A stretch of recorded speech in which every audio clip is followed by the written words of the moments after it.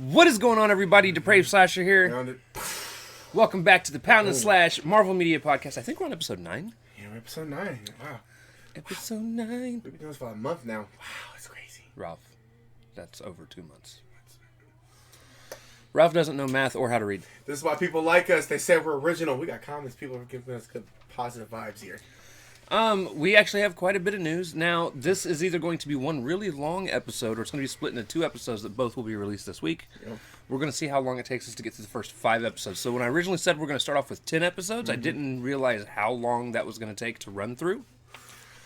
So what we're going to do, like I said, we're going to go over everything, see where that leads us. About halfway through, we'll see about how long this has been running. And if we do, it'll be like one will release on Monday, the other one will be like Thursday or some crazy stuff like that. Now, but we will cover all this. Usually we start off the podcast with a question. The thing is, I'm kind of out of questions here. So here's what I need. From those of you that actually watch and view, especially those of you on YouTube, because that's the easiest place for me to check. Right. Leave questions for us. Marvel-related questions. Right. We have no problem answering them. And like I said, we will pick one every week if somebody drops one in order for us to have an intro question. All right. Are you ready for the news? Always ready, my friend. All right, so the first bit of news that actually came out this week, if you hear noise like laughing or something in the background, my mom's downstairs watching Saturday Night Live. Venom's new trailer dropped. The trailer itself was actually hilarious. Wait, it's actually funny. My mom's laughing was actually on key. Okay, with what we were talking about. So the Venom trailer. Oh man, I'm actually excited for this movie, and I still have not seen the first one. And that's crazy, though. Yeah, it's the same hijinks. Them together, Venom and Eddie Brock, both of them doing what they do best, like ketchup. Right, ketchup. You say either, and I say either. Either. Listen, ketchup. Yummy. And he says yummy. Like, what? Right. Like, they obviously now in this sequel, they're now working, I guess, their partners are now, they're like, entwined together compared to like the first one. They hate each other. They're in the first one. I forgot. I'm trying to spoil it too much. I haven't seen it. Shut up, Ralph. Moving on to the next one. It's a good trailer. It's a good trailer. Watch the trailer. I was really trying. Shut up, Ralph. Read the next one. Mickey Rourke took another opportunity to shit on Marvel movies by saying Law and Order SCVU is real acting, while Marvel is shit. I really did think that when I read this, I'm so proud of you. You didn't read my note. We are really at the end of that. We're really trying here. I actually posted, "Quit being a hater, Mickey." I paused. I was like, I don't think he wants me to read that one. But I didn't really think this was news. I read this on Monday. I said, this is news? Like, this is just Mickey Rourke being stupid. It's still news. I mean, yeah, it's still news. I just thought it was kind of dumb. Dude, if Tony Stark himself scratches his ass, that's news. Hey. Okay? And he says, and this was directly relating to Marvel. Yeah, it is. Okay, yeah. Now, for those of you that may not remember, Mickey Rourke played Whiplash in Iron Man 3, which, let's was it 2? Yeah, 2. Iron Man 2, my bad. I get them both confused sometimes. Although I shouldn't, because a lot of people really hate 3. Yeah, they really do. Mickey Rourke played Whiplash in Iron Man 2. Right. And let's be real, he did not do the best. His big complaints, honestly, are he didn't get enough of his scenes that he filmed in the movie, and they didn't let him do what he wanted to do in the role. Right. But he got to realize, like, this is also, like, beginning stage of Marvel. Like, we didn't really... Right. Compared to now, he probably would have got what they did it now, whatever. But this is like, hey, you gotta listen to us. We're the directors. Like, we know what we want out there. So, and plus, you're in a movie, Mickey Rourke. Like, Jesus, man. At the end of the day, Mickey Rourke, take your bird, go home and shut the fuck up. Right. That's like, what is this? Like, this, like, so stupid. Then he said Law and Order SVU is real acting. That's not even real police work what they do. They're based off of actual cases. I mean, actual cases, yeah, but still. I like the show. SVU is my favorite Law and Order. Oh, yeah, Ice Cube. I've seen most of it. Ice-T, Ice Cube. Not Ice Cube. Yep. Ice-T. I just, acting is acting, and Mickey Rourke needs to stop being butthurt, shut the fuck up, take his ball and his bird, and go home. You did a movie, man. You was in the MCU. Right. Congratulations. Be happy. A lot of people didn't get that opportunity. All right, it is reported that we will probably get a meme in movie form in Spider-Man No Way Home, like, where they're doing the pointing, where they point at each other. That is going to be that's a money They're shot. They're saying it's going to be an Easter egg in the movie. I like that. It's like, you're a Spider-Man, you're a Spider-Man. Like, I'm just like, I like that. Like, I think it's going to be a lot of fun. And again, that's not really like news. I don't know. We all need a little bit of enlightenment, or enlightening, fun, lighthearted fun things to look forward to. I'm not going to pronounce that last Thomas Bazooka. Thank you. I was about to say something really bad. No, you did that last time. All right, go ahead. Director of Let Him Go and Ali Salim, director of the Looming Tower, have been hired as directors to direct The Secret Invasion. Okay. We now know Ralph was that kid in class that took 30 minutes to get through a paragraph. Yeah, but sorry. See, he like just The red fox yelped. I love you, Ralph. Yeah, so Secret Invasion finally got its 2 directors. Again, 2 people I don't know. Yeah, I don't know who these guys are. 2 movies I've never seen. Yeah. I hope Marvel knows what they're doing, because they are on a string of hiring people. I have no clue who the fuck any of them are. Yeah, they just hiring any random Joes off the street now. I mean, well, I guess they did with the Russo brothers. I said, hey, let's just take shots with anybody right now. So, I mean, I know Secret Invasion, like, that's going to be cool with no actors in there, but I don't know who these guys are, so, yeah. All right, so Dave Bautista has confirmed that Guardians of the Galaxy 3 will be the last time he plays the role. Right. I mean, both, and his contract's coming up, but yeah, he has confirmed that, yeah, he's getting old. He just said, bro, by the time Guardians of the Galaxy 3 come out, I'm like going to be like mid-50. I'm like, yeah. You only keep that Joker for so long. And then and I was telling him, if you guys really want me to be honest about this, I sincerely think of all the roles in the MCU, I really do think that Drax would be the easiest to replace, and that has nothing against Bautista. Bautista is fantastic, right? But in terms of characters in the movies, like, he's all the way fully maked up, or fully in makeup, right? As long as a person can act stupid, which is what that character is, take stuff. Literally take stuff way too literally. They can pretty much fill that spot, like John Cena. No, please don't. Please don't. He said, "No, please, don't you dare say his name. Don't." Go ahead, Rob. All right. What If has been confirmed to release on Disney Plus in August. Will bring back a lot of voice actors, including Hayley Atwell, Sebastian Stan, Chris Hemsworth, Jeff Goldblum, Tom Hiddleston, Natalie Portman, Paul Rudd, Josh Brolin, Samuel Jackson, Mark Ruffalo, Robert Downey Jr., and Chadwick Boseman. Wow. I mean, don't get me wrong. Out of all of that, I would like to really hear that voice one more time. Chad Boseman, because I'm like, bro. Because I was going to ask you, I didn't know he was going to be able to. He has been confirmed to be on it, so he got his part recorded before he passed away. Okay. That's interesting. The only name some people might not remember on here was Hayley Atwell. She plays Agent Carter. Yep, Agent Carter. In the MCU. And she also played Agent Carter, had 2 seasons in the ABC, which is still in the MCU. Right. So, I guess, yeah. She, I know a little bit about her episode. Okay. Her episode's going to be what if she took the super soldier serum and she becomes Miss Britain or something like that. Captain Britain. Oh, that's cool. So it'll be fun to go through and see what happens there. But yeah, I'm with you. I think the one I'm most excited to hear or see and hear from is Chadwick Boseman, just because, with him passing away when he did, which was a huge surprise. Like, probably the biggest celebrity death of last year. Yeah, and he hid it from people. Yeah, he didn't tell anyone about what was going on. Crazy. We got the news online. It was like, Chadwick Boseman passed away from colon cancer. And I was like, holy shit. I think I was still like a temp at the job at the time when I read that, and then when I told that to other coworkers, they were like, "Really? He's gone?" I'm like, "Yes." Black Panther is gone. Like literally, they had all kind of memorials and stuff for him. But yeah, I'm still torn as well on what I want them to do with him in the movie. Yeah, I'd like to see what that Wakanda Forever. I mean, they have already said they're not going to replace T'Challa. He's not going to be in it anymore. So at this point, I'm kind of hoping Shuri gets it. Right. She is in the comics. But I'm also curious on like, are they going to say he went away? Are they going to actually kill him off without him being able to actually be killed off? I mean, either way, both things are going to sound.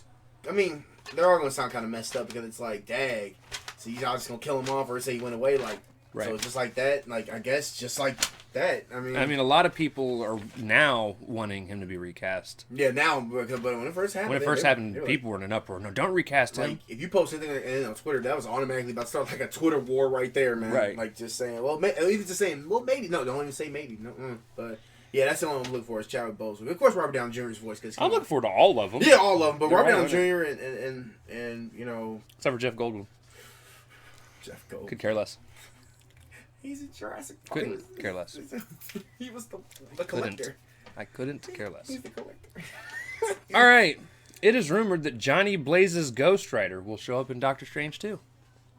I can see that happening because, like I said, multiverse. So, yeah, you can see. So, I'm both excited and torn. Let's get Nicolas Cage. Let's go. No. I am both excited and torn because I would have loved to have seen Dude come back as Robbie Reyes as Ghost Rider from Agents of S.H.I.E.L.D. Even if they're not going to make that canon, right. I still think he is the perfect role for Robbie Reyes. Because he did so well. That's to this day is my favorite season of Agents of S.H.I.E.L.D. That chain he would do, make that circle, that was tight. And I think that's a circle that Dr. Strange, he did in a chain form, right? Like I believe so. Yeah, I was like, so he could do the thing too, but he did it like that. That's tight. And then they went to some outer space stuff. I'm like, no, let's get back to. I want that star now. I like that one. Right. Let's get back to that one. But I know we won't get that no more. Well, never say never. I mean, never say never. Everybody's going to MCU apparently, so. So what that does is that now brings us to, ladies and gentlemen, the Cap, the Hela, and the MODOCK. This is our segment of the show that is just like the Good, the Bad, and the Ugly, except it's the Cap, the good, the Hela, the bad, and MODOCK, the ugly. Bad, all ugly. MODOCK is all ugly. Big head with a... We'll get there. Stop jumping ahead. All right, Ralph, read us the Cap. All right. Ms. Marvel has finished filming despite COVID resurgence in Thailand. Okay. Right, so they wrapped up filming over here. Right. Huh. And which is when they put the trailer out. Right. The initial trailer. Right. Now they're filming. Well, they were filming over in Thailand to finish it off. And they were. Wow. And Thailand had a huge COVID resurgence happen, and they were still able to finish filming for Captain Marvel or Miss Marvel's. That's shock.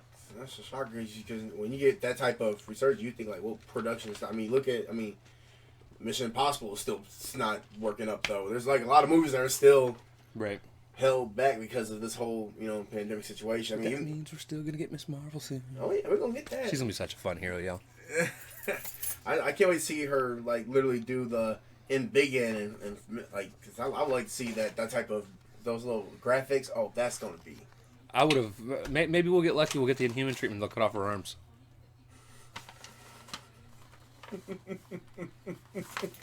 Please bring back the Inhumans and do it right. Right, because really, honestly, I liked the actors. They were fine. They were all on point. Every last one of them. It's just the story was just not there. I didn't mind the actual story, but I just. Because Black Bolt once again never spoke like, hey, that was perfect. Yeah. Like honestly, they cut off old girl's hair, which is like the one thing I was really looking forward to. Yeah, that was bad. That was when you cut off because they didn't want to animate it. They didn't want to animate you her cheap hair. Bastards. They did one scene of her with the hair, and that was done. Cut it off. I'm like, well, and that's why the ratings plummet. Like as soon as you did that, it's a domino effect. Man, you can't do that, man. That's Medusa's hair. Her hair is literally. Yeah, we totally jumped ship here. Yeah, we did. But yeah, so Miss Marvel's coming, and we're excited. All right, for the Hela, Shang-Chi is going to have a 45-day limited run in theaters before it's available on Disney+. What? I'm just kidding. No, why is this in the Hela? Okay, it's not terrible. I get it. They had their adjusters meeting or whatever the fuck they call it. Right. And they came out and said that they were so confident in being able to resurge people going to movie theaters. Theaters are starting to open up left and right. They're going to give it a... Now, they shortened it. Originally, it was 90-day. Right. But this specific movie is going to be 40-day or 45-day. Right. So they shortened it. And then it'll go on to Disney Plus, where it will run side by side with theaters for the premiere fee. Right. This is where I have the problem and why it's in Hela. Okay? So what you're telling me is I'm already going to have to spend the 30, probably close to $35-40 to go to theaters anyways to see this movie. In order to watch it at home, 45 days later, I got to spend another $30 or wait for 3-5 more months for it to become available. Because they'll tell you the date when it's going to be free. So, come on, y'all. Disney. July, so that's about that's about like in October. Disney, what the fuck are you doing? Money, bro. Hey, because I'm not spending the extra $30. I mean, I'll watch it in theaters. I'll watch it the one time. You guys will get a half-ass podcast because I'm not going to be able to actually study it. Oh yeah. We got to just go off of based on there's this, and then we're not spending. Yeah, no. But that's what we get to look forward to. Yeah, he showed me that, and I literally went, "What?" Like real loud.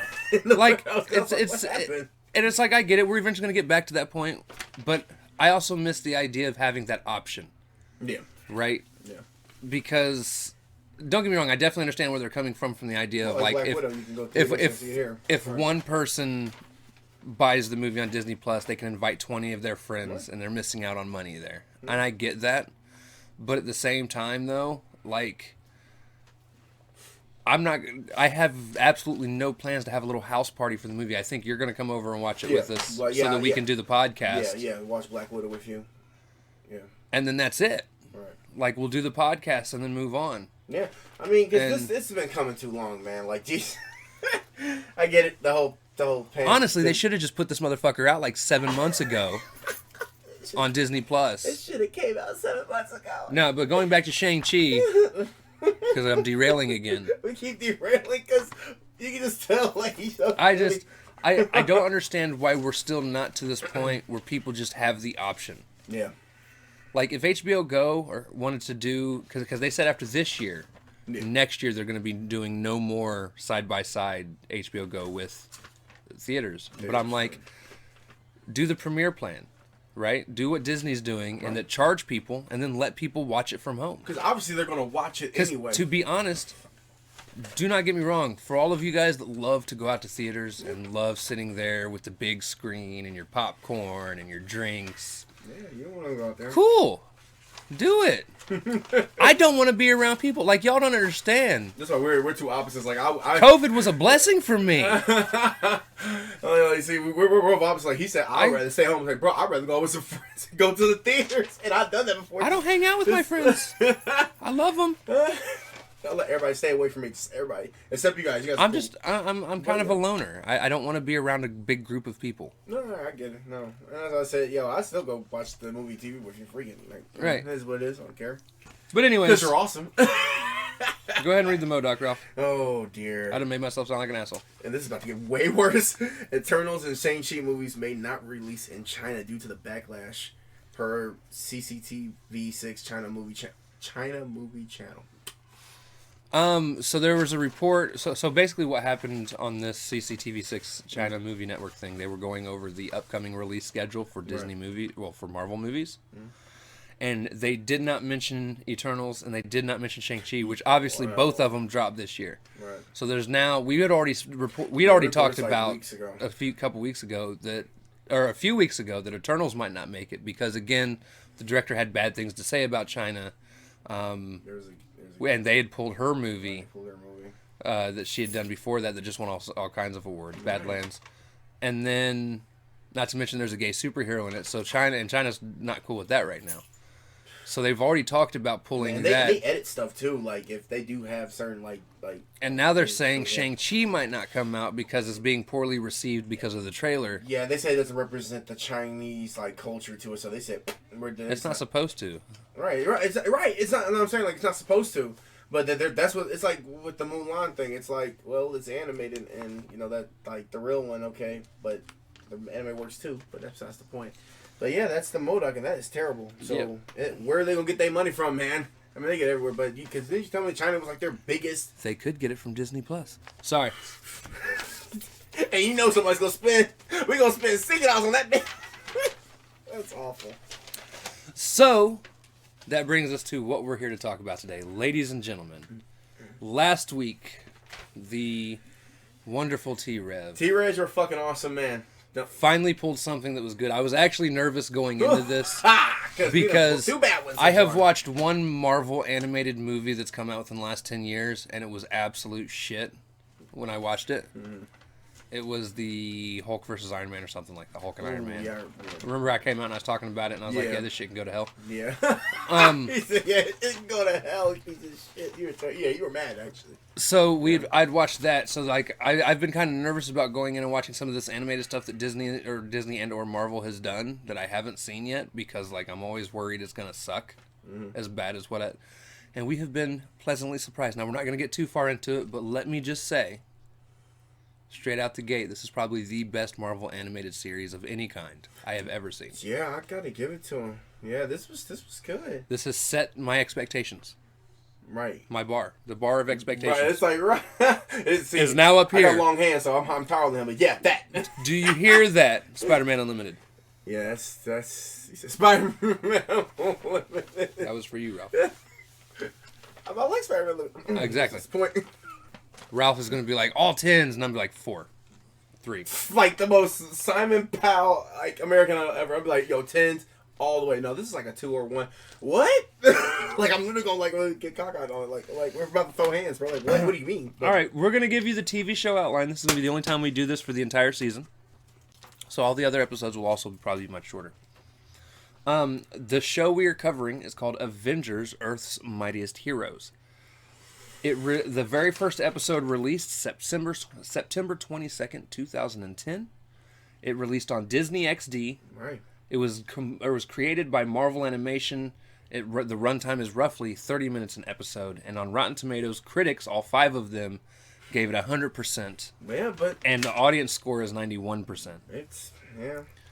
I could promise you it's not getting 100% here, but it's gonna get some good. It's gonna get some good nods to it though. Like I wasn't disappointed in any of these series. Like not too disappointed. No. But, yeah. As far as the cast goes, in terms of voice actors, now this is for those of you that actually know who voice actors are. I don't know who any of these people are, so we're just going to rock with it. Brian Bloom voices Captain America. Chris Cox voices Hawkeye, Crimson Dynamo, Fandral, and Rattler. Jennifer Hale voices Miss Marvel and Corina Korvac. Peter Jessup voices Vision. Phil Lamar voices Jarvis and Wonder Man. Eric Loomis voices Iron Man very well, might I add. Yeah, savage. James C. Mathis III voices Black Panther, Bulldozer, and Cobra. Mm-hmm. Colleen O'Shaughnessy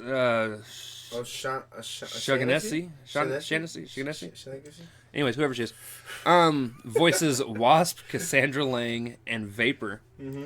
Fred Tatsior. I didn't really get that one. Tatsior. Voices Hulk, Graviton, Griffin, Columlo, Mandrill, Red Hulk, Thing, Volstagg, and Yon-Rogg. Nice. Rick D. Wasserman voices Thor, Absorbing Man, and Surtur. Wally Winger voices Ant-Man, Giant Man, Yellow Jacket, and MODOCK. I was going to say, you ever seen Samurai Jack? Mm-mm. Never mind. All right. Joshua Fine produced it.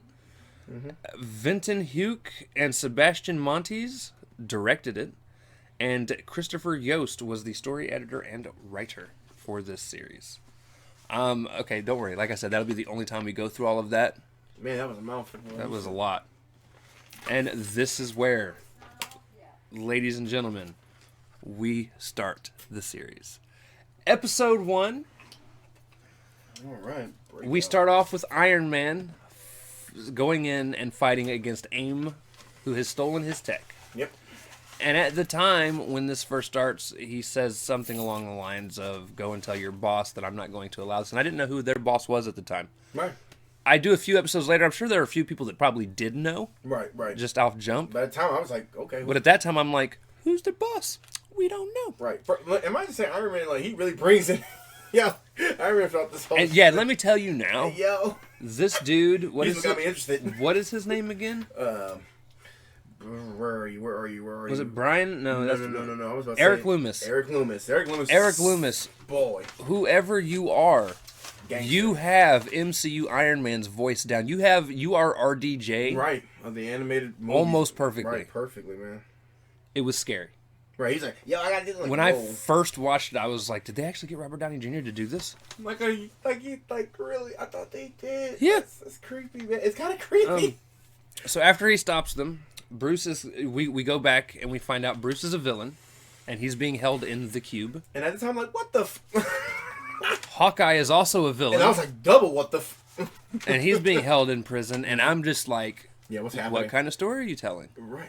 Yeah. No, for real. I was kind of caught off. But Bruce is being tested on. We also find out so Thor is watching over the city, and we find out because somebody comes in to talk to him and is like, your dad wants you home.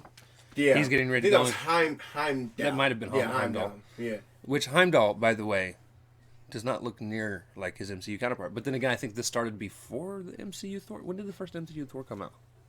I thought that came out in like 2010. It was like 11 or 12, wasn't it? 11 or 12. I thought. Yeah, so this might have dropped before. Right. Because Heimdall in the MCU looks like a badass, like he's holding the sword, like, okay, he let you in, let you out. No, this dude, which is badass too. He came in like, hey, your father in trouble. Follow me. Let's go. Like, right. So basically, Odin wants Thor to come and help defend Asgard while he sleeps. Right, because he's sleeping. And Thor pretty much told Heimdall to go fuck himself. Yeah, he really did. He said, I will not do that. Like, with that deep-ass voice. He wants to protect the humans. Right, protect the humans. Like, all right. We also find out Jane Foster's a paramedic, which is new to me. Right, yeah. But she basically helps the situation out. Yeah. Iron Man holds off on helping. Oh, so then Iron Man takes the AIM guys to the vault. And they're like, hey, we have a containment issue. Do you want to help us with that? And he's like, call my scheduler. I got things to do. See, and that's why I said Tony Stark was... That comes back to bite him in the ass. Yeah, this is asshole Tony Stark. I love it. This is great. Great. It will. S.H.I.E.L.D. is trying to get Wasp to join them. Right.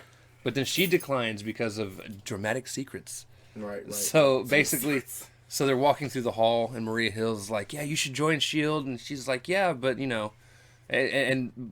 Black Widow walks by, and she's like, "Who's that?" She's like, "That's classified." And she's like, "Bet." And she's like, "That's why I'm not going to join. You guys are way too crazy for me." Yeah, no, she's right. I'm like, bro, you ain't breaking stuff. You want me to join something, but you ain't breaking nothing down. Right. But you want me to join? Okay, right. That's actually where we find Hawkeye's in prison. Right. And then a crazy event happens where everyone everywhere is released out of prison. When I mean everyone everywhere, I mean... We're talking about the raft, the cube. The cube, the vault, and the big house all at once open up. We don't know about the raft yet. Right, the raft, right. That's a mystery one. These are just three, yeah. Right. But yeah, so the cube, vault, and big house, all of their people are released. Right. And at this point in time, they did not say what these specific areas were used for and why there's different places to hold supervillains. We'll find that out later. But that's kind of smart. Like, each of them are used for certain villains. Like, I like that. And then we see the helicarrier get destroyed. Boom. Like, and it went right to like sad face. Sad face. That's what that is. Thor's outside eating, trying to explain the Odin sleep to Jane, and then she tries to convince him to leave to go help his dad. And then a building explodes. And he said, what'd you say about Earth doesn't need a protector or something? Because you're saying, well, we don't need protection. We got all these other people. Yeah, we got all these other people. And then boom, it's like seconds as soon as like she said that. And then he sprung right into action. Yep. We see a section of the cube explode. And the doctor there, his name's Leonard. Yeah, Leonard. He ends up getting affected by the gamma rays from the explosion himself. Right. But in the process, he kind of turns into like a pseudo Hulk. He doesn't really transform. Yeah, he just. But he gains enough strength. Enough strength to actually help free Bruce. Right, because Bruce was like caught under a rock, and he's like, "You gotta help me."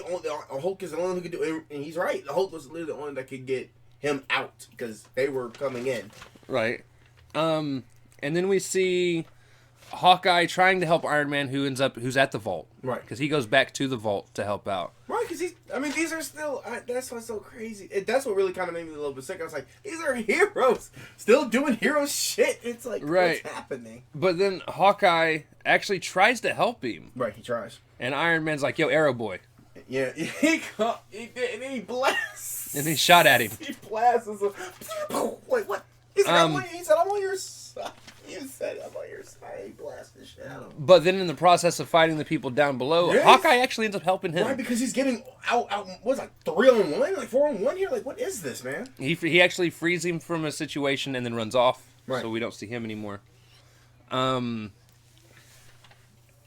We see Graviton become released, which is a brand new character to me. I'd never heard of Graviton before. That was I'm like, yo, I don't know who that person, but he controlled gravity, like literally just by the name. He's walking gravity. He becomes the big bad of the first 2 episodes.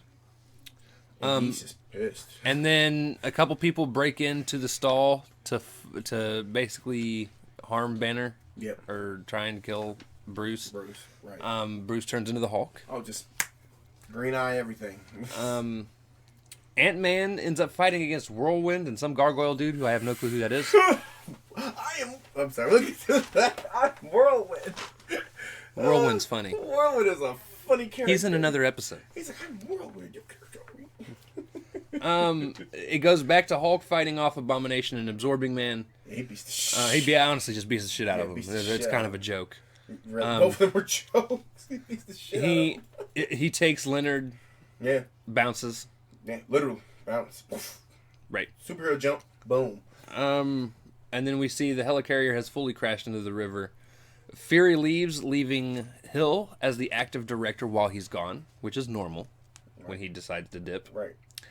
And the episode ends with him being confronted by Graviton. Yeah, he said, when he comes out, he's like, Fury! It's like releasing Super Saiyan power. He's literally going towards Fury. He's like, oh, okay.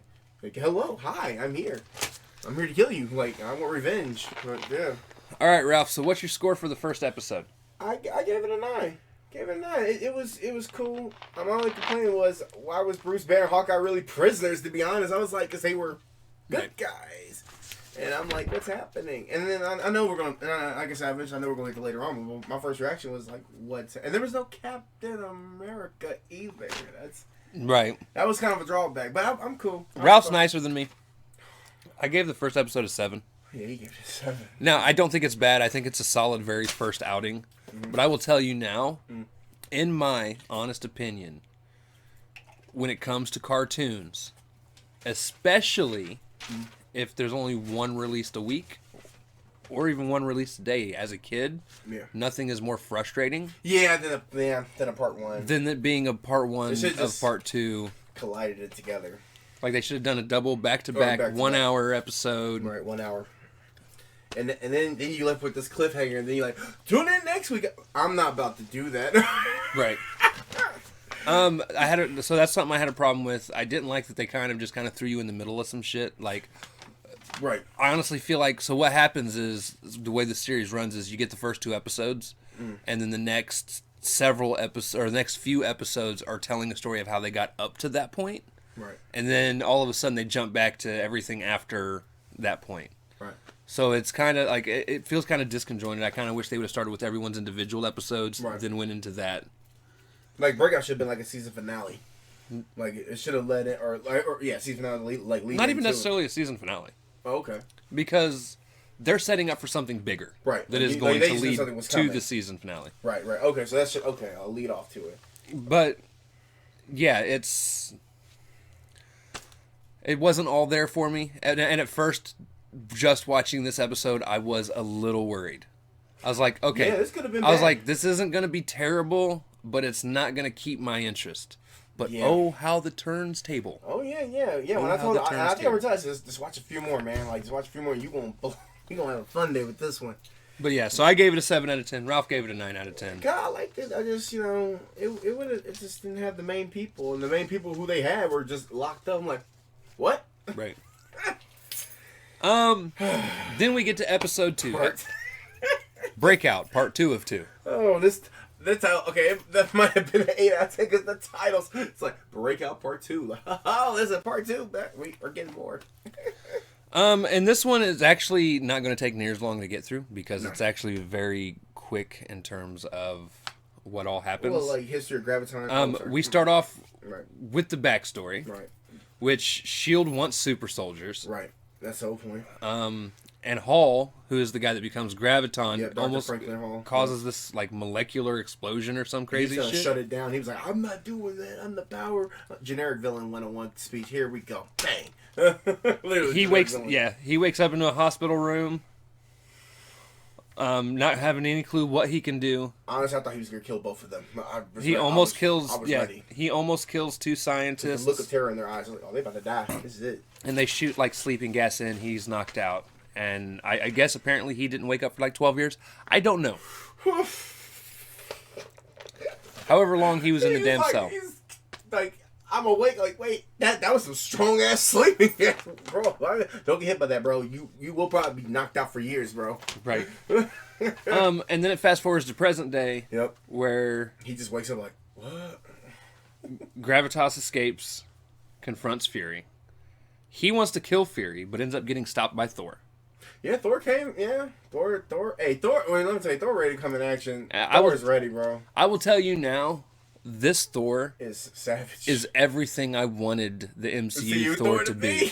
This is the second. And Thor. what I mean by that is, I know a lot of people didn't, but I absolutely loved Thor's demeanor in the first two Thor movies. Yeah, his whole demeanor. Because he's very much almost kind of like Drax in that he's very literal, and that's where the humor is because he doesn't say things right, or he overstates things, and that's what's funny about him.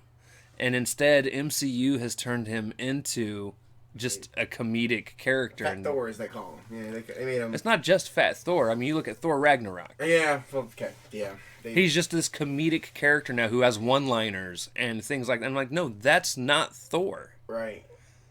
This is, like I said, the second time that we covered, because I remember the first one was the Thor, like, I am a man. And he's like, yo, okay. Right. That's, like, this Thor needs to be like, I will come with that swing. I will give it to you. You have to kill me, bro. Like, that's the only way you're going to get through, bro. Like, that's it. Right. But, yeah. But yeah, so he comes, and then Iron Man is on his way. What? But he got his suit damaged, so he ends up. That farmer scene was priceless. He ends up in this random cornfield, waiting for his suit to show up, his spare one. Yep. He's just like playing. He's like, I'm sorry, waiting for my ride. Yeah, he's like waiting for my ride, and the guy's just like, working.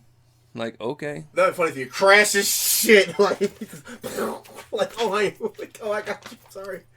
We then see Hulk drop Leonard off at a diner in the middle of nowhere. Yeah. Yep. He's like, chicken soup. Right. And she's like, huh? Uh-huh. He's like, take care of him. Right. And then they all, and which is your shit. This is no reaction. You see something that's past like a damn door, bro. A lot of them run off, but the lady that works there did not. Well, I mean, because, Not that she would have got anywhere. Right. She was behind the counter. None of them would have got nowhere, because, let me tell you, he just would destroy the whole diner. Right. But then he ends up seeing a reflection of himself, which is his inner self, like an inner monologue talking to him. It's Bruce being like, you need to go help them. Right. And he's like, but they didn't help Hulk. Reminds you, the diner lady is looking at this the whole entire time that she's doing it. And she's like, and she's literally just like, I'm used to this shit so far. Like, oh, okay. I mean, she's literally not freaking out or nothing. Like, she's used to this. Like, oh, okay, lady, are you okay? But yeah, so then he's like, he basically convinces himself to go help. But then he said, I'll do that if I get to be the Hulk forever. If I get to be the Hulk from now on. I'm like, bitch, what do you mean? No, that means no more Banner. All right, what? That's not how this go down. Wasp and Iron Man end up joining the battle. Right. Like it's a video game. They join the battle. Ant-Man also turns into Giant Man. Right. Yeah. And understand, Ant-Man in this is Hank Pym. Yeah, it's not Scott Lang. It's not Scott Lang. So. It's the nerdy Hank Pym. So right. Fury ends up joining the battle as well. Right. And his shield people. Graviton grabs him and pulls him forward. Bro. And ends up destroying him. And, literally. And when I say destroying him, it ended up being a robot right. version of Nick Fury. and he just freaks out. Fury! I mean, it's like he lets out a yell, Fury! And he's like, well, that didn't work. No shit. He literally force pulled you and ripped you into pieces. I guess it didn't work. At this point, Graviton lifts the city, so he pulls a very. Yeah.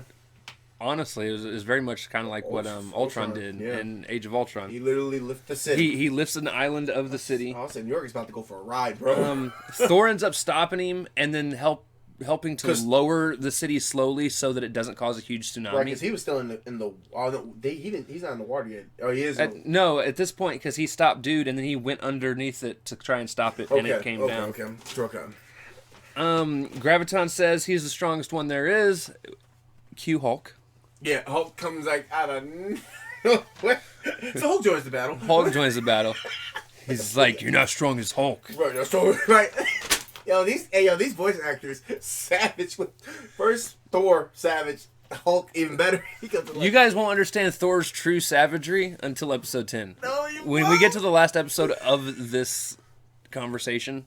No. It's not the last episode in the season by any means, but it's the last episode we're going to talk about in all this.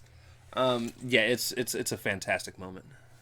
This whole series so far was interesting. Yeah, it's just a fantastic series.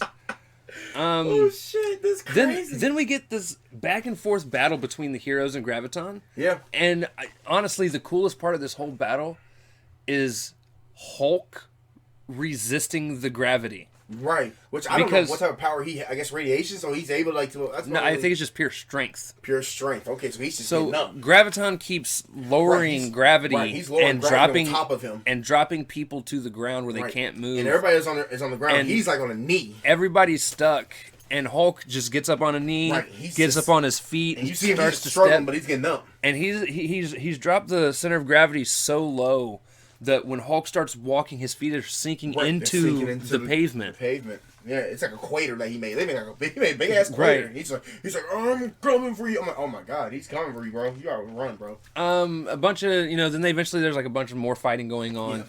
Yeah. Hulk ends up jumping through the air at one point, and then Wasp comes up flying beside him. Yeah, because he was throwing, Graviton was throwing like containers, boat containers, and he was he's literally hitting them as he's going. Yeah, he's punching them out of the way. Hulk smash. He's literally Hulk smashing. And then Wasp comes through and actually starts shooting them while sitting floating next to him, and he's like, "You help Hulk? No one ever help Hulk." Right? He's like, "Well, you got one now." And she's like, "Yeah, I'm here. Now destroy this guy. No, now smash him or something like. I don't remember what she said. You see Hulk with a graze like what? Like, yeah. That didn't last long either. This team up, this show, bro. This is great.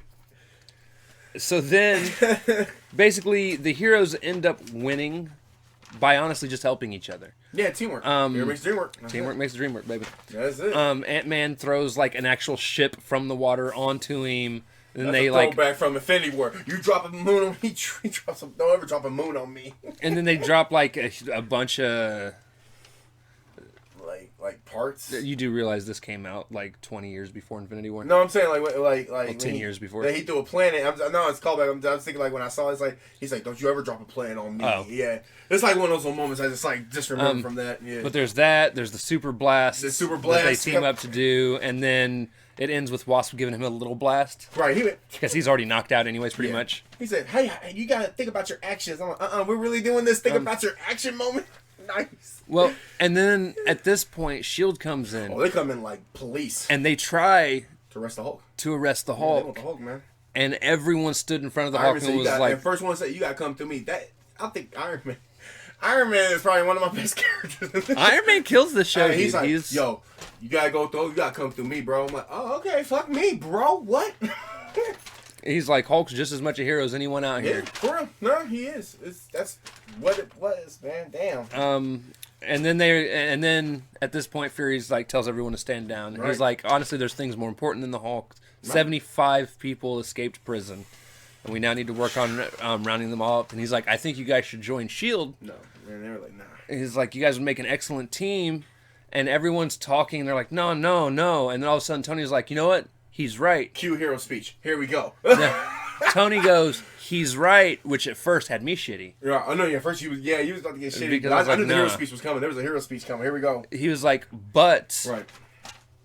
He's like, he's only right in that I think we should be a team. All not work for S.H.I.E.L.D. Right. He's like... And he said it loud. He want everybody not work with these motherfuckers over there. No. He's like, we can be the Avengers. Right, dude. And the Hulk's like, good name.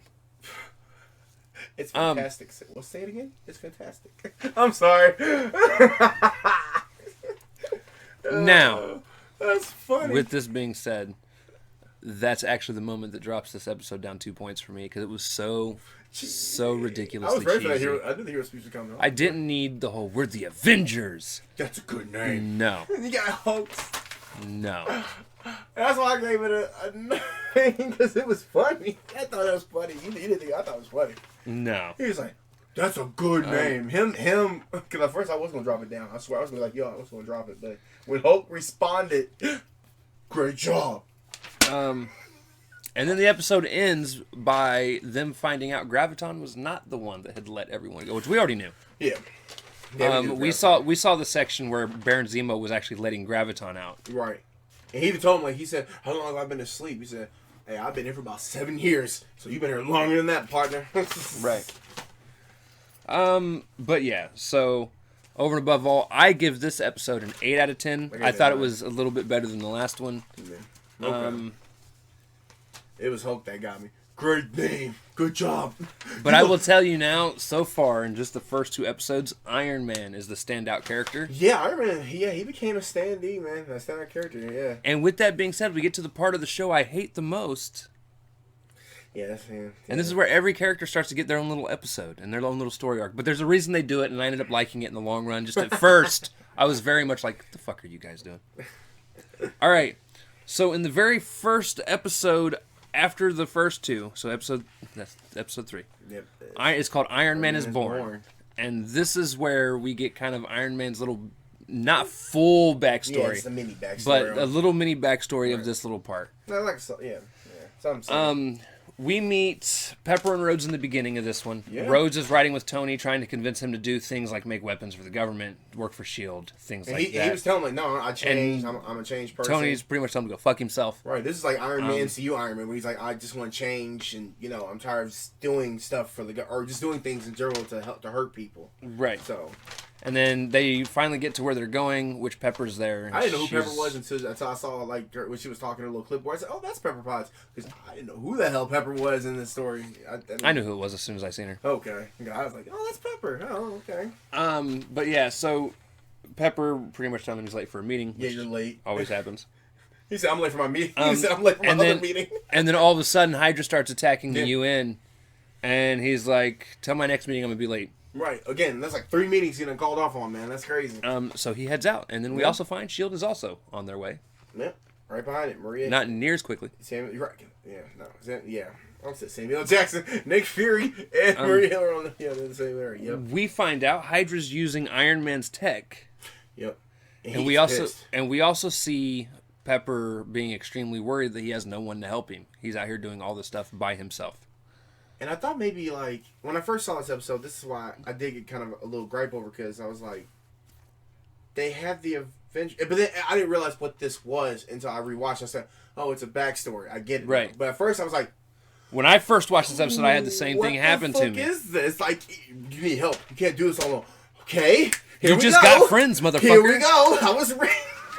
We're on the same page. I'm like, okay. I mean, they kept saying it over and over and over and over. I'm like, he's got friends. We just seen him get them. Wasp, where are you? Matter of fact, I didn't think it was until an episode or 2 after this that I realized for the first time that it was backstory.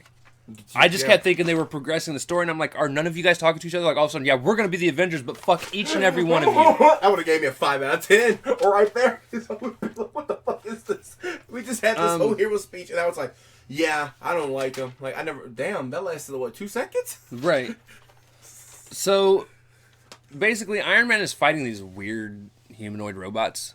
Yeah. Which Hydra used his tech for. Right. Now, we did see some cool things that I still have not seen in movie form that I would love to see at some point, even if it's Ironheart that has to do it. Mm-hmm. And that's where Tony actually uses the thrusters on his boots to melt a robot's face. Oh, which was pretty cool. That was cool. And you just see the face, because he was going to burn him. He said, no, I'm going to burn you, bro. Right.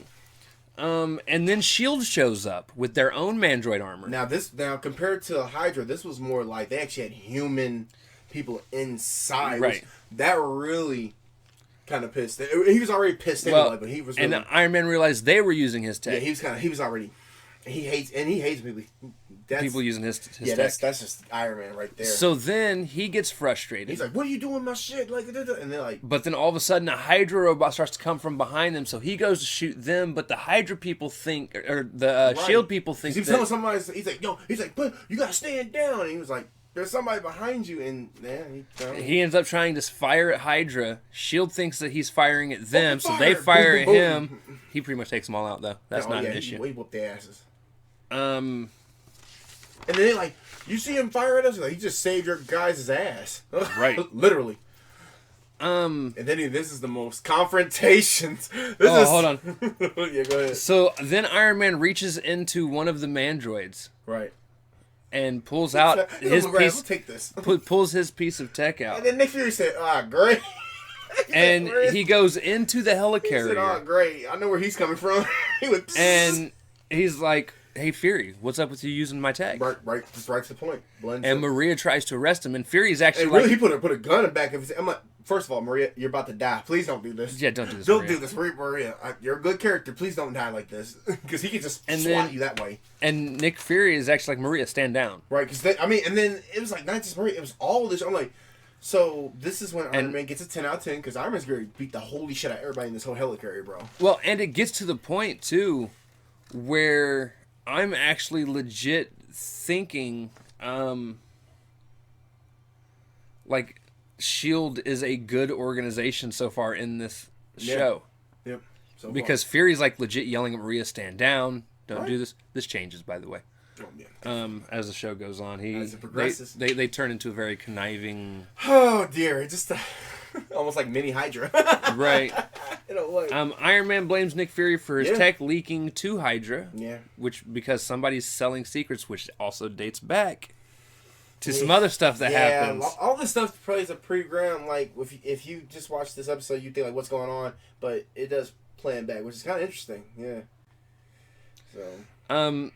Iron Man leaves after the confrontation, and they still had guns pointed. I'm right. Like, y'all, please do not do this.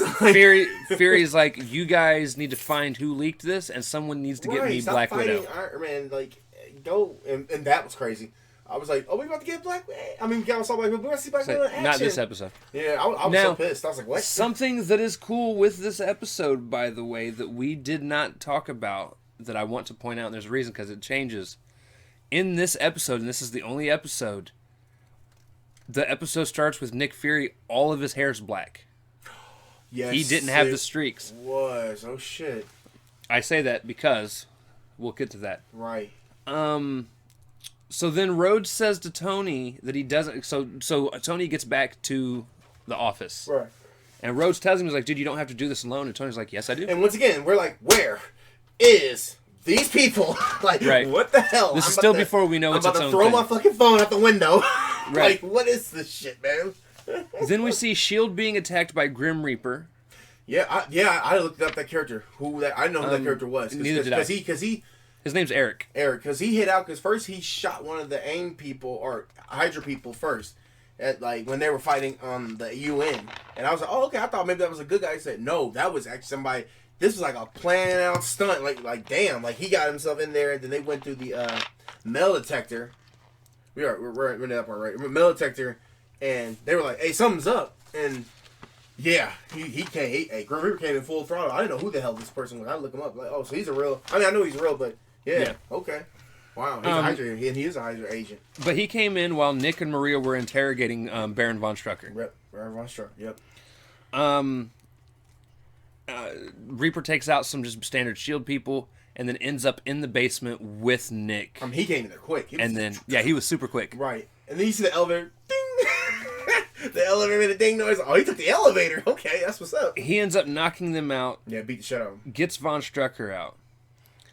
And Strucker has this ability in this show that reminds me a lot of the Vulture from Spider-Man. Mm-hmm. In that he steals people's youth. Yeah, like a Grim Reaper gave him an arm. Like, Yeah, he gave him like a glove that he puts on or an arm or something. Okay, yeah, that he reaches he out. Have a hand, right? Yeah, that he reaches out and when he touches somebody. Bro, it draws in their energy, makes him younger, makes them older. That was some Shang Tsung shit, bro. He like gone. I mean, like I said, that's how Vulture was portrayed. Right. Honestly, throughout the comics. Right. Throughout most of the movies and video games. Right. He was very different in Spider-Man: Far From Home. Right. But still, like that was his thing. Right. I mean, it looked like he killed him. It straight up like he killed him, bro. Like it was like, right. All right. That's weird that there's a lot of stuff in this show that's kind of like it's very adult themed. Very adult thing. Right. Like very adult thing. Like wow. Someone gets decapitated at some point. Right. Wow. Not quite like that. And somewhere it's not like a gory decapitation. No, yeah, but because they wouldn't get away. But then there's some parts where they actually have shootings that happen. But it's just kind of weird that they have this in a kids show, right? And it's TVY7, which is kind of weird because I'm like, yo, that's almost borderline, almost TV-14. I'm okay with it though. Oh, but yeah, that's not. I'm not gonna complain. Oh no, Ralph, stop complaining. All right, stop complaining, Ralph. As they try to escape. Yeah. Fury actually ends up coming out of nowhere and landing on this floating car he did a superhero dive. He said, "You ain't gonna grab it, bro. Where do you think you guys going?" He said, "Nah, y'all ain't leaving." They're outside, by the way, and they're in this like flying vehicle. Right. Nick Fury dives like out a window or a door or something. He did like a jump. He said, "Where do you think you guys going?" Now, in the process of the fight, Fury throws Strucker out of the car. Throw him. Yeah. But on his way to throw him out, Strucker grabs him by the head. And you see him draw in some of that energy to become young, and that's actually what gives Fury his gray sideburns. That's crazy. Which I thought was really cool, I don't know if you noticed this either, and I'll bring it up again later, but somebody else gets a black eye in an episode later, and they keep it through the entire episode. Oh, shit. No, so one of the things I'm definitely loving about the series is the attention to detail and continuing with that detail. And that's why I'm liking now, like, we're continuing somewhere here in this story. Like, that's what I like about it as we continue on. But, yeah. Cool. Now, Fury then blows up the car with Grim Reaper on it. Which was weird, because, like, he blew up, and Reaper was on the car when it blew up. Right. I thought Reaper was going to not make it, but I guess he made it. Damn. But then he ends up making it. Right. Fury arrests him. Yeah. But at first he was like, "I'm going to get you for this, Fury, because you got rid of, like literally, I thought he was like, well, either Nick's going to die, he going to die, we all going to die, because kaboom." And we also know that they got Von Strucker back. Yep. Von Strucker's back in custody. And then Maria asks Fury if the big house, the cube, and the vault are all three the same. Right. And then Fury says, no, all four are different. Right. Hinting at the raft, which they still have not talked about, even where we're at in the show. No, yeah, they haven't talked about it. They have not made any mention of the raft. I'm also wondering, it could either be the raft, or they could be talking about the is it X zone, X dimension? The negative zone? Negative zone. Which was the one... Well, they bring this up later. Right. So I'm wondering if that might be the fourth that they're talking about. Right. Because it's got to be... Like, but it's either the raft or that. Right. It's got to be something that, like I said, classified, as they call it. Like, it's underneath and buried where you can't find it. Only certain people who have access to can get to it. But when he says the fourth, they're all four different. Maria has no clue what he's talking about. There's a fourth? What? She was, like, really shocked. And then just cuts, like, right there. And then that's how episode 3 ends.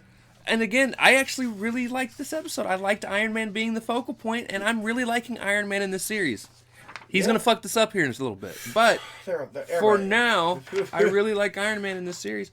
But even still, there are things about this episode that drove me crazy enough. I actually gave it a 7. I gave it an 8, but I was... Yeah. My biggest problem is, at the very least, if you're going to go back in time in terms of telling a story, let us know. Let us know. Let the audience somehow, some way, shape, or form. Because I spent the next 3 episodes thinking... Why aren't you guys helping each other? You've met each other, and then this is literally what's gonna. And then it clicks, and I'm like, oh, it's all in the past. Like, and it didn't click to me to episode 5, bro. Like, I swear to God, that's when it clicked. I said, oh, so okay, now I get it now. Because at first I was like, what the hell am I looking at? Because everybody kept saying, Tony, you can't do this alone. Tony, you can't. That's like they were just saying. I'm like, if one of them might say it one more time, I'm about to iron blast you. Like, please stop saying that, bro. Like, like I just had this hero speech, and now it's not there. So now we're moving on to this next one, which, damn it. Episode 4. Now, this one's a funny story because Ralph did not like this episode. No, I didn't. In fact, at all. I will tell you what my original one when we get to it before He originally had it like at a 4. Like a 4. Because it was bad. Like, I got bored. I really got bored. Because it was... You go ahead, go, bro. So, the Thor story, which... Okay, so episode 4 is Thor the Mighty. That title. Anyway. And it's not got a lot of action in it. Yeah. There is a lot of talking, which is why I like it. Honestly, the action is kind of overplayed. It's overplayed. I never even and there's no storytelling in action other than let's fight. Fighting. Let's go. Boom. No fighting. There's no talking. But honestly, there's probably a little way too much talking. Oh man, because you had the first fight was at the beginning of this episode. Now, at the beginning of this episode, it was a 1v4. Okay. These cops are fighting with these supervillains. These goon supervillains, like rated D for D. D for dummy. D for dummy. F for failure. We're for a boss. Jane gets a call for a code blue, and her dude, like not her dude, but her partner. And he's like, "What's code blue?" He's like, "What's a code blue? That sounds important." And yeah, she's like, "Supervillains." And then it's got a pan to the camera. It zooms on her face. Supervillains. Like, what right. the fuck? Like, okay. Like, what was that? So they rush to the scene. And by the way, these are the same docks that the original beginning fight took place at. But the very first episode. And they're about to actually attack Jane. Right, because all the police people are knocked the fuck out. Like, they wasted them. And then Thor intervened. He's like, "Have at thee." I'm like, "Oh, okay." Who needs a superhero landing? We got thunder, bro. Now, what's funny, though, is even with our group of villains being D for dummy. Oh, no, yeah. Thor gets his ass whooped. No. I'm not saying like, they weren't like the casuals. No, they were giving the wet work. And then eventually, he overpowered them. The turns get tabled. Right, he just goes Super Saiyan. He just said, "Fuck it, I'm beating the fuck out of y'all." He ends up winning. And then this is when Jane introduces herself. And I got confused initially. As fuck right there. I did too. Oh my god. Because again, I'm like... I'm Jane. You know what? You guys just met 3 episodes ago. I'm turning off this TV, bro. You I was gonna yell at you, bro. You guys had lunch together. Are you now going to tell me that Jane is also, like... Are we hit it with the amnesia stick? Amnesia? Is she like the chick off of 51st Dates? That she has, like no short-term memory whatsoever? Oh god, somebody gotta... It's like Mega Man episode. Give him the amnesia, knock the amnesia stick. Bam! That's just a knockout, bro. It's not an amnesia stick. That's just somebody you're knocking somebody out. I'm like, I'm Jane. I'm Thor. Whoa, what's happening? What's happening? What is this? So then Heimdall shows up and he's like, "Thor, you need to come home. Right.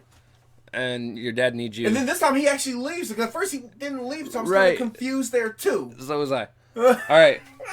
So then we get back. It actually shows what's going on in Asgard. Right. He said, "Well, I gotta leave now, Jane. I'll be back, or gotta leave and bye, Jane." I'm like, "Oh." Okay. And what's happening is frost giants are attacking frost giants. Asgard, and they're actually being led by Loki. Yep, Loki himself. And Loki is talking some mad shit. Yeah, he's like, I want the king crown for myself. It belongs to his rightful heir. I don't give a fuck. I'm like, "Oh, okay." Now, Thor shows up. Yeah, because his friends got wasted. Actually, what's funny is Thor shows up towards the beginning of the battle. Oh, he did? Oh, okay. But then they focus heavily on his friends, the Warrior 3 or 5 or whatever they're called. Well, Lady Sif was there. It's Lady Sif, and she got and all the other guys. Oh shit! They get wrecked. Lady Sif went in there. I wish you could see her face. She went.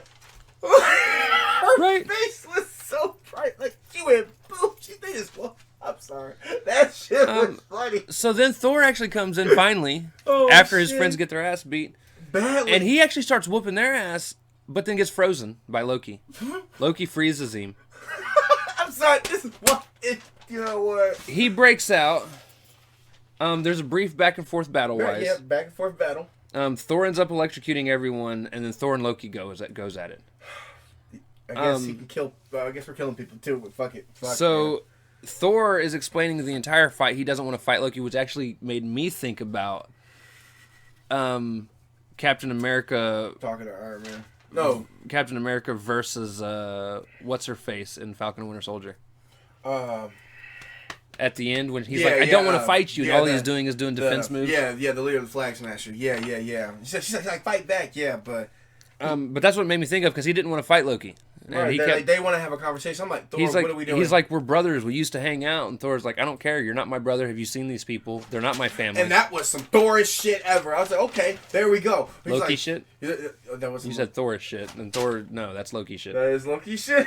Because Loki, like, I'm not your brother. Like, I don't give a damn about you. He's like, Odin's lying to you. Has he not told you what all? And blah, blah, blah, yeah, blah, blah, blah. The same old. It's only blah, blah, blah because we've heard the story. Yeah, we heard this story. Even, like, out of the MCU, we heard the same story. But it's necessary. I know, I it's get it. necessary.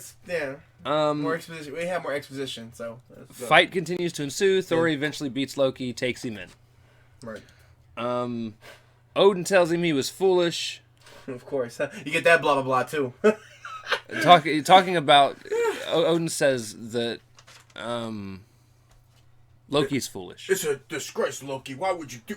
shit. And then he sends him to the great tree. Yeah. But it's like got a spell on it to where you can't hear. Right. So there's like no sound there. We'll get to that here in a little bit. Jesus Christ. And then Thor and Odin argue over Thor wanting to protect Midgard, which is Earth. Odin's wanting him to stay there to protect Asgard. Thor's like, you don't need me here. The warriors can help defend, which we just seen. They cannot. Lady Sif got pummeled, bro. No, don't do that. And I was like... He's like, Sif and what's-his-face can watch him, while I'm gone. And big dude got pummeled. And damn well Odin's looking over here at him like, did you just not see him get his ass whooped by the weakest creatures in all of... That would have gave it a 10. If he had just reenact like, bro... He got his ass. All these motherfuckers got drumped, bro. What do you mean, bro? He ate food and got laid out. What type of fuck? He ate some chicken and got laid the fuck out. What do you mean, sir? Long story short, Thor pretty much tells Odin to fuck off. And then he just goes back to Earth. I'm like, okay. Thor does say on his way out, if Asgard is actually threatened, he'll be here. But until then, I choose Earth. I choose you because we're apparently a planet full of Pokemon. Thor leaves, and we see Enchantress watching in this distance. Which now here's a funny story. Me and him thought she was somebody completely different. Hold on, we thought she was somebody completely different other than Enchantress, but it was two completely different people. I said Hera. I said Hela. He thought it was Hela, which you said Hera when you were talking to me, by the way. Yeah, it was Hera. Yeah, which isn't even, anyways. He thought it was Hela. I thought it was Lady Loki. Lady Loki. But no, it's Enchantress. It's Enchantress, and she's like, which I should have known, honestly. Once I realized, I was like, she's like, I want you to help me. I'm like, here we fucking. We're not that far yet. Oh no, not yet. They then kind of go back in the past again, and they show. Well, what it is it's Loki sitting in this quiet place, reminiscing on how he got to where he was at. Right. So he's the guy that actually rallied the Frost Giants to fight Asgard. Right. And the Thinker, I believe is his name. Yeah. Is the one that sent the villains out to the docks. Yep, to the docks. To honestly just stir up trouble. Well, because at the beginning they're like, I guess for our boss, and like so, because I guess Thinker minesweep them, I guess. And they did it to keep Thor occupied so that Loki could attack Asgard with the Frost Giants. We see Enchantress dressed up as a civilian. Civilian, yeah. And she tells Thor, she's like, Thor, something's going on over there. They need your help. God damn it. Not once did Thor go, how did you know? You're sitting in here not doing a fucking... Like, no, he's just like, I'm on my way. That pissed me off with this episode. I'm like... So you're not gonna question? I mean, Thor, I get it. Brawling as fuck. You can go through a damn window. But bro, you ain't gonna question. I get it. I get it. They think he's stupid, but he's not that stupid. He really isn't. And then we see Loki dressed up as, well, not dressed up as, but in the form he had transformed into Balder. Balder. Yeah. And then goes and talks to Odin and tells Odin that Thor prefers Midgard because of Jane Foster. Right. So Odin wasn't watching Thor as Thor thought he was. Right, it was Loki feeding. Really planned this whole. Loki. Well, Enchantress too. This entire episode, and this is why I ended up loving this episode so much. Is at first I was like, all right, what the hell's going on? But then once they start diving in, and you're seeing all the strings Loki's pulling to make everything happen the way he wants it to. That's when I was like, he's a mischievous person, so obviously. Okay. I was like, we're getting somewhere. Then we see Enchantress actually rescues Loki. Right. And Loki looks at her and is like, everything's going according to plan and no one suspects a thing. No. He says no one knows what's going to come next. The big thunder. I don't know. Dun, dun, dun. That's the end of that episode. Yeah, that is it. I ended up giving that episode an 8 out of 10. What did I give? Because first. Or no, I gave it a 9 out of 10. You gave it an 8. I gave 8, but my first one was a 5 out of 10. Yeah, he gave it a 5 at first. But it was 8 out of 10 because, like I said, the whole thing that Loki did, that's what kind of brought me back to watch. Because I was like, bro, at the beginning, I was like, this is stupid.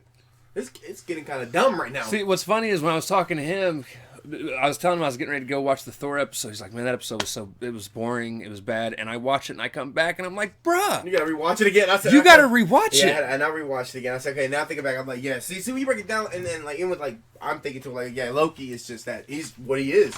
He's a mischievous person. Because in all honesty, as much as you can sit here and say this episode was about Thor, let's be real.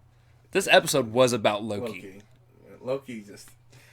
And we're seeing the crazy shit Loki's got going on. It actually reminds me a lot, kind of the original Ultimate Alliance storyline. Okay. Where Loki was gathering villains to take out. Right. But we'll get to more of that here in a minute. Yeah, Loki, you should have said Loki the Mighty. You know, let me stop. See, that probably would have been a good title. Loki the Mighty. So then, episode 5, and actually we'll stop after we go over this episode. We will go ahead and split the other 5 episodes into a second episode, which will come out later this week. We'll go over that at the end of this. But episode 5 is called Hulk versus the World. Now this... Woo! This, honestly, was one of the better episodes. Yeah. This was... To be fair, I actually think this is one of about 3 rank 9 episodes I got. Maybe 4. I don't know. We'll see. Because, yeah, like, Hulk versus the World, like, this... I don't remember... That was the news. I don't need the news. Anyways. Because obviously this was, like you see, like, Iron Man and Thor, Hulk was... You know, this is like a centerpiece that's evolved around Hulk, but this episode was interesting. I mean, like, I think I give like an 8 out of 10 though, but you know there were certain things missing. What's up? No, you're good. Oh, okay. Keep talking. I mean, like I said, this also gave me the clues. Like, okay, so this is prequels, but this was actually done well, right? Compared to the rest of them. You just put me in the middle shit. No, this was done well. Because I can see Banner, maybe, and then I'm still thinking, like, well, maybe it's the future. Because, like you say, you see Banner, and he's, like, still hiding away. Maybe he didn't want to join. Because, yeah, I mean, we'll talk about that, too. But at first, I was like, maybe he didn't join the Avengers. This is what I see Bruce Banner doing. Like, just leaving, isolating. I gotta go. I got this evil shit behind me. I can't do it. Right. So, but, yeah, overall, yeah, good episode. Move on. Episode 6. I'm just kidding. All right. I'm fucking with you. Let's go. Episode 5, Hulk versus World. Bruce starts off basically being the wandering self that he is. Yeah, the wanderer. Anytime you ever see him show up. Looking for irradiated beings, and he actually finds where Absorbing Man is. At the fucking diner in Las Vegas, Nevada. I think it's on the outskirts of Las Vegas. Oh, outskirts. But that's crazy. He goes to meet him, and this is where we actually find out that the cube location is a specific location for irradiated beings. Right. He breaks down to Absorbing Man like, yo, we gotta work together in this, man. Like, he explains to Absorbing Man, he's like, look, I know why S.H.I.E.L.D. is looking for you. Right. He's like, I can help you. And then he's like, it's funny. I never told you how I got out. I'm like, oh, here we go. Absorbing Man, please don't do this.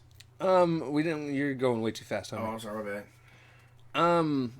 And it kind of pans over, and we see General Ross. Right. Forgot. Yeah, General Ross is here too. Looking for Hulk. Yeah. Or Banner, whichever one he happens to find. I mean, let's be fair. You find Banner, you're going to find the Hulk. It's just like right in seconds later. Yeah. He's kind of a dick, which we don't expect anything else. Yeah, that's just how General Ross is. He's just an asshole all the way through. At this point is when Absorbing Man does go into that whole spiel. Right. He's like, funny. I thought he was going to agree with them, but then he's like, oh, I never told you how I got out. I'm like, please don't do this. He's like, I never told you how I got out. He grabbed the spoon, so it turned him into basically a giant spoon. Not an actual spoon. He turned his skin becomes whatever he touches. Yeah, that's his ability. He can touch things, and he literally, metal or anything, and he can turn into that substance. He punches Bruce. Bruce turns into the Hulk. He's like, I've been waiting for this. I'm like, Dude, you're about to get the ass whooping of your life, bro. Well, they actually go back and forth. They go back quite and forth, a bit. but he's just like he was geared up for it, man. Like, what? I will definitely say I like this Absorbing Man more than the Absorbing Man we got in Agents of S.H.I.E.L.D. Yeah. Absorbing Man we got in Agents of S.H.I.E.L.D. was kind of a bitch. Bitch? I don't say he was a bitch. But this Absorbing Man... At least he did want to square up. He wanted to square up. Okay, so he does get a Teddy Graham for that. He wanted to square up. Right. During the fight, General Ross interferes with his Hulkbuster drones. Yep, Hulkbuster drones. Calls them. Oh, shit. They start shooting missiles at him. And then S.H.I.E.L.D. interferes, which is Black Widow and Hawkeye. I just mixed them together, guys. Right, that's it. That's how you do it. Black Eye. And then they... Because you done told her twice. I'm sorry. Right. No, let me stop. Hey, we don't condone violence. I'm gonna be real. We're just playing. Only in the movies. That's how they get Oscars for that. No. But then he had like a communication. It's a communication for you, sir. And then they're like, hey, you gotta stand down. You need to stand down. And Ross was not happy. Ross was not happy. No, he was pissed. He was so pissed. But Black Widow and Hawkeye get off of the airship.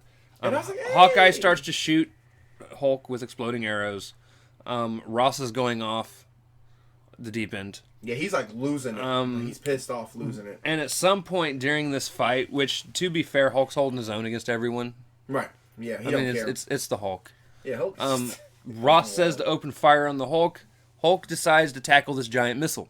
Well, because first he was like, well, open fire. He said, but there's S.H.I.E.L.D. agents, and then they're like, and then because Black, I'm gonna say Black Eye too. Damn. Black Widow was like, stand down, Ross. He's like, fire. I don't give a damn. I'm like, whoa, fam. Like, you're right. Whoa, you're stepping on some grounds here, man. They fire this giant missile, and now I was confused at first because I thought it was going to go one way, and it went a completely different way. Right. If you notice, when he fires, Black Widow is like analyzing the missile as it's coming. Right, seeing where it was going. So I'm thinking Black Widow is going to intercept this missile somehow in a way that no one's going to get hurt. Right. And all of a sudden, you just see Hulk run past her. He did a... He like does this like shoulder tackle. He did a shoulder tackle. Hey, what's that into thing? The missile. I'm Batman. Right. Batman moment. Boom. He took that head on. It blasts him over. Now, something again we did not touch on. So right before General Ross, or right after General Ross hits him with the first volley of missiles, if you remember,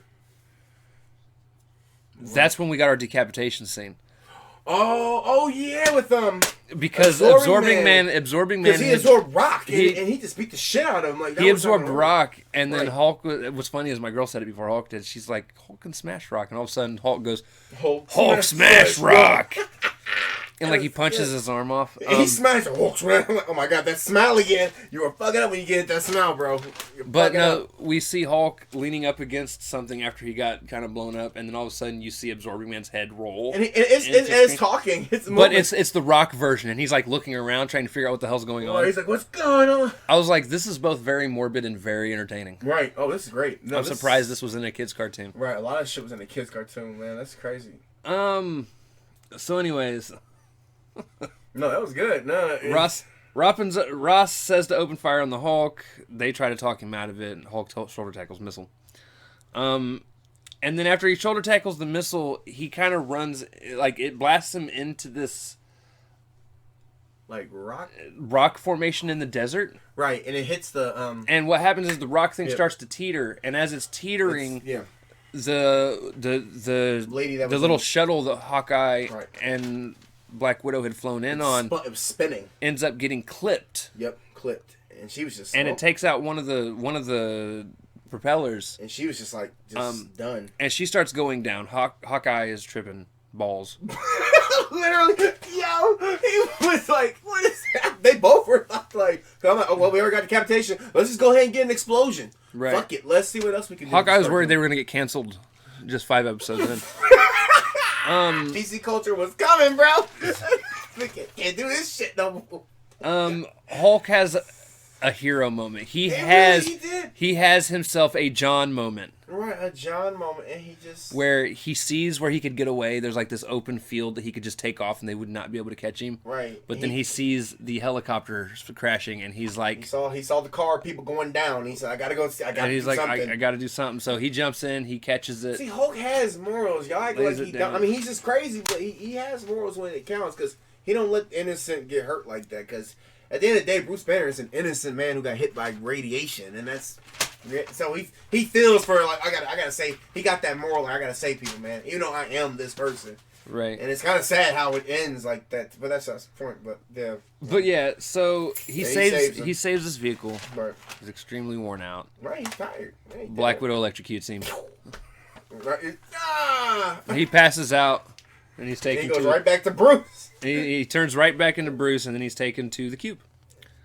And this is when we meet. This is where we get into what I feel is my favorite part of this story. Oh yeah, because even though it makes me so angry. I know it does. So angry. Yeah.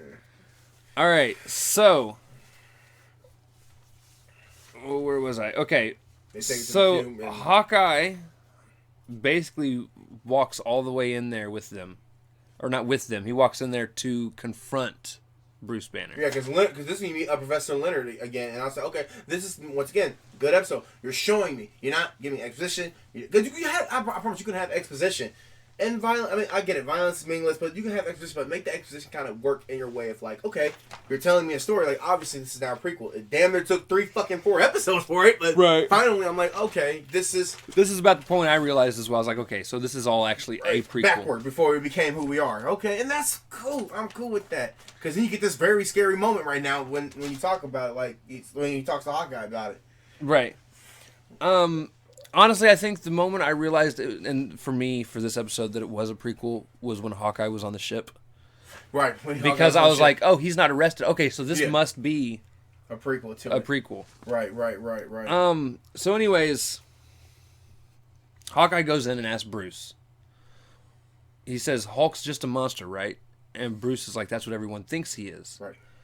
He's like, this is actually a dark. He's like, because that's what Shield trains us. Right. Shield tells us Hulk is a monster. We need to take down the Hulk. Right. He's like, then why did Hulk save my crew? Right. And that's when Bruce tells him, he's like, you need to think about it. Right. Think about it. He's like, Shield doesn't have us here to look for a cure. They want blood samples. I was like, whoa, this is crazy. He's like, they want to make more of us. They want to make more. This is a more adult theme. Yeah, this is actually a dark little turn of like, damn, like we actually, because it's Disney, they can get away with this shit. Disney can do whatever the fuck they want. This is Cartoon Network. You know damn well this would be so. No, it would air on the Cartoon Network. What about probably on Adult Swim now, regular Cartoon Network. Probably on Adult Swim. Yeah, it'd be on their Adult Swim. Perfectly. So then Hawkeye kind of leaves, just thinking about things, but he notices Natasha, aka Black Widow, is doing some things, so he follows her. Oh yeah. And he realizes she steals a vial that says Hulk's blood. And on side note, there's a lot of there's a Zorbing Man's blood. Like there was a lot of other people's blood. Like she only took Hulk's though. But Hulk's, yeah, she only took Hulk's because like I said, she probably needs it for something. But there's a lot like little flashbacks to it though. He eventually leaves and goes on to the ship that they were on earlier. Right. And goes into the computer and wants to look up Black Widow's information. And the computer tells him, it's like, hey, Black Widow's information is on a foreign computer, not a foreign computer, but an off-site computer. Right. And you're going to need a password to get into it. Let me tell you, I think you're rubbing off me. Pause on that, but I think you're like you're like telling me things. I'm thinking like, there's no way what I think this is gonna be, bro. Because I'm thinking like, he's typing every password in, and I'm like, okay, it's not gonna be the red. And as soon as he said Clint, I said, whoa, he's there, Tiger. Right. So what he does, again, Ralph's trying to jump ahead. I'm trying. This is so funny. So what ends up happening is he starts spouting off. Right. Spider. Right. He's typing it in. Access denied. Hourglass. Access denied. Hourglass. Web. Venom. He said hourglass. I'm sorry. And that was good. It keeps saying access denied. He's like, come on, you stupid machine. Access denied. Clint Barton. He said his name. Then finally he stops and he thinks about it and he goes, Clint? Right. Access denied. It's so adult themed, bro. What the hell is up with this cartoon, bro? This cartoon is too. And so he sits there and he thinks about it for a second. And how would he? I guess he would know that, wouldn't he? And then he finally goes, Red Room. Red Room, and I guessed it. I just guessed it. I was like, because that's the thing we talked about in Ultron was Red Room. And that's what the new Black Widow movie is going to be about. Right, about the Red Room. About the Red Room. And so it's really cool to see all these tie-ins like that. Tie-ins, and there's going to be even more. There's an episode that I absolutely loved that he does not like because of all the tie-ins. There's a lot of them. And he's just like, nah, fuck the past. Anyways. Fuck the past. We don't give a shit about the past. So, oh, shit, 'cause I'm like... that ends up being the correct, like I said, it does end up being Red Room. I guess he must have run-ins with the other Black Widows than Natasha, because I'm thinking, like, how would you know that, like... If you're a partner with somebody long enough, I'm sure it's come up in conversation. Okay, so it probably came... Okay, that's... Because I really was trying to really don't, like... She's talked about the Red Room in the MCU. Yeah, I know what's happening. I mean, we haven't heard once. I mean, I guess it's like a secret, but it's just kind of dawned on me, like, Red Room. I guess you're right, because like, they talked about it a lot. Yeah. But I was like, huh. You're with somebody long enough, you just start telling them shit. Right. So then he's like, run most recent video. Yep. And it's Natasha, and she's like, hey, I've got the package. She's speaking in Russian while she's speaking doing in Russian. She's not speaking like American like she has been this whole show. Mm-hmm. She's like, I've got the package. Meet me at these coordinates. It's crazy. So then all of a sudden, we see Widow driving her car. Right. Hawkeye is flying in this weird little hover bike thing that it actually flies. I don't know what it is. I don't know what the hell that is. But, I mean, it looks cool, I guess. He's like, yeah. And when she gets to the site, mm-hmm. she's meeting up with Hydra. Yeah. And she's about to hand it over when all of a sudden you see this arrow come off screen and knock it into the ground. He said, what are you doing, And he's Natasha? like, what are you doing, Natasha? And she doesn't answer him. She doesn't answer him at first.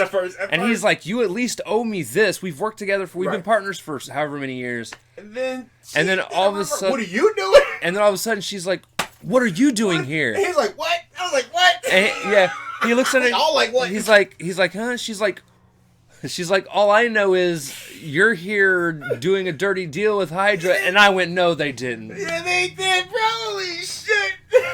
And he's like, what? And then all of a sudden, she turns around and shoots the Hydra characters. And then she calls it in. She's like, hey, Hawkeye. How the hell? That was that fast. Damn. Yeah, she's like, Hawkeye's a double agent. And then they came in quick. I caught him trying to sell things. And they come in. And she's like, all right, I'll get it cleaned up here. And then she calls and she's like, she says, edit the video where it looked like a Clint was doing? That's what I said. I would like to really see that video. So they must have edited it and had it where it was him that did it then. Okay. I'm like, damn, they came in hot. Yeah, she tells them to take him to the vault. Right. And there we are. That's how. And then she calls up somebody on the phone, goes back into Russian voice. And she's like, she's like, I got S.H.I.E.L.D. to arrest one of their own. Right. And I got that vial if you need it. I'm like, she's like, I got God, what is this? She's shit, like, bro? she's like, we gotta make another drop. Hell Hydra. Hell Hydra. And it ends pan back with the moon and then the Hydra symbol in the moon. And I was like, yeah. That was some nice.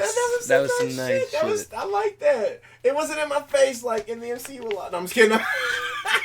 Now, this is one of the things, and this is another reason why I love animated shows so much. There's so much more you can do with animated shows that you cannot do in real life or in with TV. live action. Yeah. And they're using everything in the Marvel Universe, which at the time Marvel didn't have access to. Right. We're going to get more into this next in the episode that's going to release in a couple days. Right. But yeah, there's so many connections to so many characters and so many different things. Yeah, it's like all tying in. Like it is. It's a breath of fresh air. It's a breath of fresh air to see that where it's like, huh. I wish I had like characters to this, but at the time they didn't have access to none of them. So yeah. But yes, Hulk versus the World. I gave a 9 out of 10. Did I give it a 9? You gave it a 9 out of 10. I gave it a 9 out of 10. That's gotta make sure what I gave it. Yeah, 9 out of 10 because it was good. Like that. It was a Hulk. I mean, and it had a little bit of spice of Hydra in it, but it was really a Hulk. It's a Hulk story, and what's funny is, okay, it definitely benefits from having other things going on with it. which is always why I'm scared of Hulk having his own story. Yeah. Because if you look at the history of Hulk movies and shows and things like that. Now, I know the original Hulk TV show did fantastically enough for them to run like 1,200 seasons. Right. There's only like 3 or 4. Right. But they were very long seasons. Yeah. Right. Now, I like a lot of the movies I've seen, whether it was The Incredible Hulk or Hulk. No, right, Hulk. There was another Hulk at some point. It's like 50,000 Hulks, man. They keep trying to do Hulk, but they all fail. Right. And it's because it's never an interesting enough story. And I think the big problem is if you're going to do a Hulk story, you cannot do the origin story. No, you can't. Because it's boring. Like, this was not even... I like it because there was no origin story. It's just him wandering. I like that. Let him wander around some shit and let's see what happens. So let's do that. And after Ross follow him. And let's go. And I loved the inner monologue that he had with himself as Hulk. And Bruce, and that comes back as well in a different way. Yep, right. But yeah, it again. That was just an excellent episode. This is how you do a Hulk story. Yeah. I also liked Hulk's story in Ragnarok. I thought they did a really good job in the MCU as far as that goes. But and they did a callback to that damn diner. That diner that's part of the Marvel comics. I'm scared now. Right. It's a little like. That she's a real person in this. I mean, in the comic. Damn, the more you know. Boom. Right. So that is actually going to do it for this episode of the podcast. Something we are not going to do until next. So just in case you don't come to the podcast later this week, next week we are actually going to cover MODOCK. So we're not doing a drawing. We're not going to continue on with this story. It'll be 2 weeks before we get back to this. Mm-hmm. We got a good start on it, though. Again, if you want to hear more of this story, tune in a couple days when the next one drops. 2 to 3 days, depending on which day I drop this on. We're actually going to record it back-to-back, though. You're just not going to hear it. Yeah. We're going to be like half sleep. We're going to look at like zombies. We are zombies right now. So right. We just worked 8 hours. 8 hours of bullshit. I need to stand up, get a cigarette in, and move. But no, this series has been absolutely fantastic. We'll tier this season again once we get to the end of it. What I think we're going to do in the future, regardless of series, I think once we get far enough, or once we get to the next series, and we'll continue with this, we'll do 5 episodes a week. Okay. Because I just feel like trying to do 10 and then trying to eke out 2 episodes is kind of right. So yeah, that's probably how we're gonna continue with it. So that means there's 26 episodes in the first season. Yeah. We've already covered 10. Right. So it'll be like another. So 5. it'll be 3 more weeks. It'll be 3 more weeks. We'll do 2 weeks of 5, and then the last week we'll do 6 episodes. Because ladies and gentlemen, we are coming back to this. We just got a lot. We just got more new shit that just came up right behind it. MODOK's dropping. We're gonna cover all of MODOK next week. You're gonna get all of our opinions on it. And then that's releasing on Hulu. So if you have Hulu, it drops the 17th? Yes. I think it's 17th. I think so. Yeah, I think so. Yeah. And I've seen the trailer. The trailer's funny, man. Is it the 15th? Does it drop tomorrow? Yeah, look that shit up. I hope it drops Monday. Yeah, if it drops Monday, we're going to... We'll tell you guys in the next episode. Right, we will. But we're going to go ahead and end this here. We love you guys. Thanks to everyone that suffers through our podcast, especially the start of this one. The start of this one was kind of rocky with my mom bothering us, but we love her. She's good people. We love you guys. Thank you all for watching, and we cannot wait to see you all later. Excelsior! Peace out. Boom.